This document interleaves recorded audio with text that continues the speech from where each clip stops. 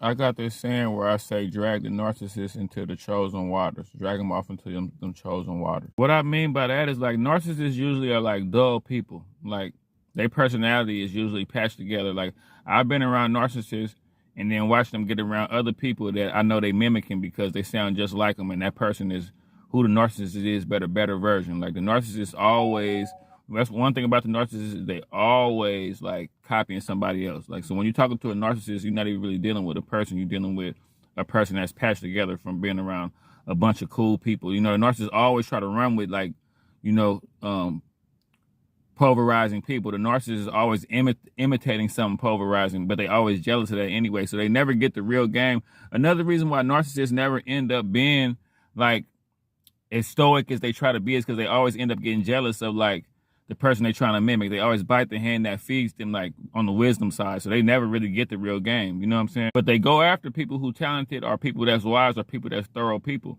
So when I say drag a narcissist off in the chosen waters, it's like you just start being more wise and more smarter and more talented and start leaning more on your talents a little bit more. Like if they want to always talk you out of your marble or make you talk you out of your sense, like you realize having a conversation with them, they use conversation and gaslighting as a way to like have you on a low vibration with them. So they usually use like emotions. You realize they're using emotions and conversations to be negative.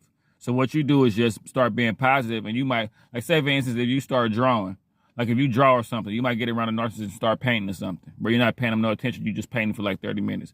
Or say for instance, you're a speaker, you might just go speak to some people or go live or something. Like when you start leaning more on your talents, you drag them into them chosen waters. Or you might bring the narcissist around some people that think real highly of you.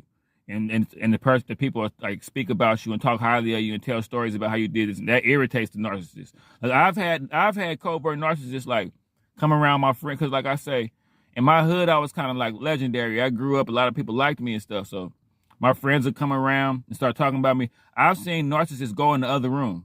And like I say, remember, I didn't know what this stuff was. At the time, I would be like, what's wrong? Like my friends would be like, what's wrong with her? One time this girl went and sat on the other side of the bleachers just because my friends was happy to see me. They had came to see me and were telling stories about me. And it's like, I'm trying to tell the narcissist, like all them stories I told you about myself was true. You could tell she was kind of like embarrassed because she thought I was lying.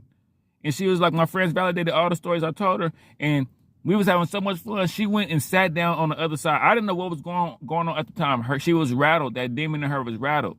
I drug her off into them chosen waters. They don't like that. That's why they try to bring you low. So that's what I call dragging a narcissist into chosen waters. Like when you start leaning more on your talents, start leaning more on your like light and stuff like that, bringing people around that adore you, the narcissist, it'll flush them out, make them discard you.